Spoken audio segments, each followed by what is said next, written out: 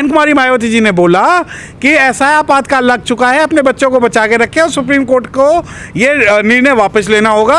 और उसके बाद जब बहन कुमारी मायावती ने सुप्रीम कोर्ट में और हाई कोर्ट में आरक्षण की मांग करी तो इनकी जो चूल्हे हिल गई। नहीं, प्रधानमंत्री जी को आश्वासन के अलावा ये करना चाहिए था कि तुरंत ही अध्यादेश लाके इस फैसले को खत्म करना चाहिए था। प्रधानमंत्री बोलते हैं कि क्रीमी लेयर नहीं लगेगा, सॉलिसिटर जनरल ऑफ इंडिया बोलते हैं नहीं क्रीमी लेयर लगा दीजिए, वर्गीकरण भी कर दीजिए, क्लासिफिकेशन भी कर दीजिए, सरकार को हमें कोई आपत्ति नहीं। अरे भाई क्या चक्कर है ये? जानते हैं आप सॉलिसिटर जनरल ऑफ इंडिया कौन होता है? ये भारत का सबसे बड़ा लॉ अधिकारी होता है। ये इसकी जो भाषा है, इसकी जो हर बात है वो कोर्ट में ये मानी जाती है कि सरकार की बात है। अगस्त 2024 का जो आंदोलन है भारत बंद का, इस भारत बंद को ये कमजोर करने का षड्यंत्र है। ये जान चुके हैं कि ये 2 अप्रैल 2018 से भी बड़ा, मजबूत और भयंकर आंदोलन होने वाला है। इस आंदोलन को रोकने के लिए, जनता को गुमराह करने के लिए ये षड्यंत्र रचा जा रहा है। पीएम मोदी ने कहीं ये नहीं कहा कि हम इस फैसले को लागू नहीं करेंगे, कि सुप्रीम कोर्ट इस फैसले को लागू करते हैं और तुरंत ही तेलंगाना और कर्नाटक और इंडिया और कांग्रेस जो है इस फैसले को लागू करने के लिए बोल देते हैं। उसके बाद जो है बहुजन समाज सड़कों पर आता है और एक सिंबॉलिक प्रोटेस्ट करता है। बहुत सारे लीडर्स के अंदर जो प्रमुख लीडर है वो बहन कुमारी मायावती है। बहन कुमारी मायावती जी ने बोला कि ऐसा आपातकाल लग चुका है, अपने बच्चों को बचा के रखे और सुप्रीम कोर्ट को ये निर्णय वापस लेना होगा। और उसके बाद जब बहन कुमारी मायावती ने सुप्रीम कोर्ट में और हाई कोर्ट में आरक्षण की मांग करी तो इनकी जो चूल्हे हिल गई। तो उसके बाद जो है हमारे माननीय प्रधानमंत्री मोदी जी जो है नींद से जागते हैं और कहते हैं कि आरक्षण में क्रीमी लेयर लागू नहीं होगा, पर सब क्लासिफिकेशन लागू होगा। वर्गीकरण अब वर्गीकरण क्या है? वर्गीकरण ये है कि जो सुप्रीम कोर्ट बोलते वो वर्गीकरण है, जो स्टेट बोलते वो वर्गीकरण है। अब वर्गीकरण के लिए जब माननीय प्रधानमंत्री मोदी जी कहते हैं कि क्रीमी लेयर, तो माननीय प्रधानमंत्री जी आप ये बताएं कि आप क्रीमी लेयर को भी लागू करा देना। वर्गीकरण के खिलाफ तो ना तो आप कुछ बोलते हैं, ना ही एनडीए कुछ बोलता है, ना ही भारत सरकार ऑफिशियल रूप से कुछ बोलती है। और यकीन मानिए मुझे लगता है कि नरेंद्र मोदी और पूरी एनडीए गवर्नमेंट जो है डर रही है। वो डर रहे हैं, 800 सांसद जो बैठे हुए हैं वो डर रहे हैं कि ये जो 7 जजेस हैं जो अपने आप को पार्लियामेंट से बड़ा डिक्लेयर कर रहे हैं, कहीं वो उनके खिलाफ कुछ ना कर दें। जबकि भारत के अंदर चेक एंड बैलेंसेस की व्यवस्था है। सुप्रीम कोर्ट में कई बार कह चुका हूं, supreme court is not supreme. तो प्रधानमंत्री जी तो आश्वासन के अलावा क्या करना चाहिए था? नहीं, प्रधानमंत्री जी को आश्वासन के अलावा ये करना चाहिए था कि तुरंत ही अध्यादेश लाके इस फैसले को खत्म करना चाहिए था।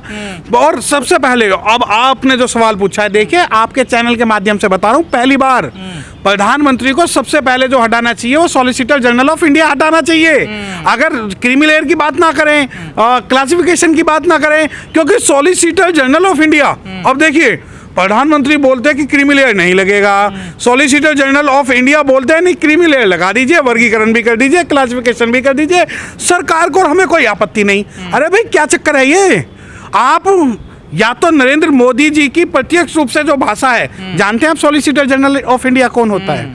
ये भारत का सबसे बड़ा लॉ अधिकारी होता है। ये इसकी जो भाषा है, इसकी जो हर बात है वो कोर्ट में ये मानी जाती है कि सरकार की बात है। और आप ये मानिए कि अगर Narendra Modi ji solicitor general of India को नहीं हटाते और उनके खिलाफ कार्रवाई नहीं करते, जिन्होंने इस ईवी चिनैया के मामले की जो रिव्यू पिटीशन जो state of Punjab versus Devendra का जो जजमेंट आया है, इसके अंदर पैरवी करते हुए कहा कि हम जो है क्लासिफिकेशन के भी समर्थन में है। तो मुझे एक बात बताएं कि नरेंद्र मोदी जी जब कह रहे हैं क्रीमी लेयर हम नहीं लागू होने दें, हम तो कह रहे हैं कर लीजिए लागू।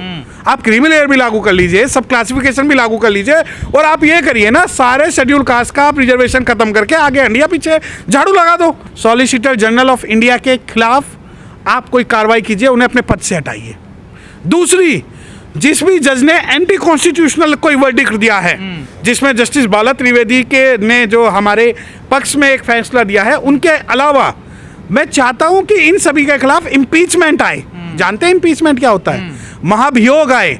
क्योंकि इनका जो, देखिए एक चीज है, कोई चीज शेड्यूल कास्ट सुप्रीम कोर्ट से मांगता है कि भाई आप इस मामले में निर्णय दीजिए, उस मामले में कोई स्पष्ट स्थिति नहीं है तो सुप्रीम कोर्ट उसमें निर्णय दे सकता है। परंतु सुप्रीम कोर्ट जब अपना ओपिनियन देख के आरक्षण के सभी मामलों के अंदर अनुसूचित जाति, अनुसूचित जनजाति, पिछड़ा वर्ग, अत्यंत पिछड़ा वर्ग, उनके खिलाफ अगर जाता है तो ये कंटेम्प्ट ऑफ कॉन्स्टिट्यूशन है और कंटेम्प्ट ऑफ पार्लियामेंट भी है। तो माननीय प्रधानमंत्री मोदी जी, अगर आपके लॉ ऑफिसर्स को ये बात नहीं पता तो मैं आपसे एक रिक्वेस्ट करना चाहता हूँ कि 7 जजों को या सॉरी 6 जजों को आप पार्लियामेंट के समक्ष बुलाइए, समन देकर बुलाइए, उनके खिलाफ इम्पीचमेंट लाइए।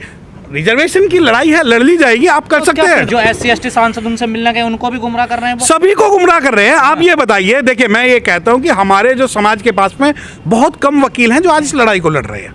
अब आप ये कहेंगे कि नहीं ये तो आप हवा की बातें कर रहे हैं। मैं क्यों हवा की बातें कर रहा हूं? मुझे एक बात बताएं कि जो जज सुप्रीम कोर्ट से रिटायर होने के बाद में राज्यसभा के लिए अपने आप को बेच देता है, क्या आप उसकी निष्पक्षता पे विश्वास कर सकते हैं? क्या सुप्रीम कोर्ट का जज मान लो कल को 7, 8, 10, 11, 12, 13 जजिस आते हैं और वो कहते हैं कि संविधान नहीं संविधान लागू नहीं होगा और भारत के अंदर मनुस्मृति लागू होगी, तो क्या उस वक्त सुप्रीम कोर्ट के जज जो इस बारे में बात को बोलते हैं कि मनुस्मृति लागू होगी, क्या वो एंटी कॉन्स्टिट्यूशनल नहीं होगा?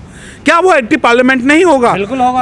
अब अगर वो एंटी पार्लियामेंट है तो ये इनकम्पेटेंसी है उनकी जजों की, और इसके आधार पर उनके खिलाफ महाभियोग और इम्पीचमेंट लाया जा सकता है। अगस्त 2024 का जो आंदोलन है भारत बंद का, इस भारत बंद को ये कमजोर करने का षड्यंत्र है। ये जान चुके हैं कि ये 2 अप्रैल 2018 से भी बड़ा, मजबूत और भयंकर आंदोलन होने वाला है। इस आंदोलन को रोकने के लिए, जनता को गुमराह करने के लिए ये षड्यंत्र रचा जा रहा है। पीछे से षड्यंत्र रचा जा रहा है कि वर्गीकरण करके इनको वोटों को, इनके लोगों को बांट दिया जाए। SC ST को बांटकर राज करना चाहते हैं। बांट करो राज करो की नीति इन्हीं मनुवादियों, ब्राह्मणवादियों, RSS से किसने ली थी? अंग्रेजों ने। और आज ये फिर अंग्रेजों के जाने के बाद देश में उसी फूटो और बांटो और राज करो की नीति का देश में पालन कर रहे हैं। 2024 के चुनाव में तमाम दलित एक्टिविस्टों ने, दलितों ने खुलकर इंडिया गठबंधन का समर्थन किया, लेकिन जब अब उनकी बात उठाने का समय आया तो ना अखिलेश यादव बोल रहे हैं इस मुद्दे पे, ना राहुल गांधी बोल रहे हैं। दोनों नदारत हैं इस मुद्दे से। देखिए बोलेंगे तो वही जिन्होंने संविधान पढ़ा हो, जो बाबा साहब के विचारों से परिचित हो, जिन्होंने बाबा साहब का एक बुक भी, किताब भी पढ़ी हो। इन्होंने तो एक पेज भी नहीं पढ़ा। ये दोनों के दोनों फोटो वाले थे। कभी भी पढ़कर इन्होंने एक लाइन सुनाई संविधान की, बाबा साहब के किसी वॉल्यूम की 1 लाइन, 4 लाइन कभी नहीं सुनाई। सिर्फ फोटो दिखाया। जैसे होते हैं ना अनपढ़, वो कई बार पढ़ते पढ़ते क्या उल्टा अखबार पकड़ लेते हैं और वो सिर्फ चित्र देखते हैं, फोटो देखते हैं और ऐसा लगता है कि बहुत पढ़ा लिखा है। 1-1 घंटे से लेके बैठा पेपर। तो ये वही लोग थे, इन पे कुछ नहीं था। ये जेब में सिर्फ संविधान, एक जेब में बाबा साहब का फोटो, और उसे दिखाते थे दोनों हाथों से, और जनता का, SC ST के लोगों का, OBC के लोगों का, अम्बेडकरवादी लोगों का मूर्ख बनाते थे मजेदार तरीके से। तो प्रधानमंत्री ने जो आश्वासन दिया है उसका कोई मतलब, कोई मायने नहीं है। कोई मतलब, कोई मायने नहीं है। सुप्रीम कोर्ट का फैसला अपने आप कानून बन जाता है और ये कानून देश में लागू हो जाएगा। राज्य आज नहीं तो कल, राज्य धीरे धीरे इसको लागू करना शुरू कर देंगे। कांग्रेस के कुछ राज्य, कर्नाटक जैसे राज्य, कुछ राज्यों ने अनाउंस कर दिया है, इशारा दे दिया है। आंध्र प्रदेश, कर्नाटक ने इशारा कर दिया है कि हम इसको अपने राज्य में लागू करने को तैयार है, हमें कोई ऑब्जेक्शन। तो धीरे धीरे लागू ही हो जाएगा ये, जनता बेवकूफ रह जाएगी। बिल्कुल, जनता बेवकूफ रह जाएगी। कॉलेजियम सिस्टम को खत्म करना चाहिए। कॉलेजियम सिस्टम रहेगा तो जब सरकार डायरेक्ट अटैक नहीं कर पाएगी जनता के हक अधिकारों पर, तो वो सुप्रीम कोर्ट के माध्यम से अटैक करती है, उनके हक अधिकारों को खत्म करना चाहती है। तो सरकार ने कहा है कि अब इस फैसले को हम लागू नहीं करेंगे, तो अब तो SC ST समाज में खुशी की लहर होनी चाहिए, खुश होनी चाहिए, फिर भी समाज नाराज क्यों है? मैं मना करता हूं कि चाइना भारत की जमीन नहीं कब्जाएगा, पाकिस्तान भारत पर हमला नहीं करेगा, और बांग्लादेश में जो दलितों की हत्या हो रही है, हिंदुओं की हत्या हो रही है, वो नहीं हो रही है। किसी के मना करने से नहीं होता है।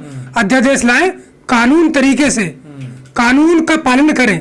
अगर PM मोदी सिर्फ वर्बली अगर बोल रहे हैं कि क्रिमिनल लागू नहीं होगा, तो आप पार्लियामेंट चला रहे हैं, सरकार चला रहे हैं, या कुछ भी बोलकर चला रहे हैं। अध्यादेश लाइए, 9वीं अनुसूची में डालिए, इसको मजबूत करिए, ताकि आगे भी भविष्य में कोर्ट इसमें अपना हस्तक्षेप ना करे और लोगों का भरोसा ना तोड़े।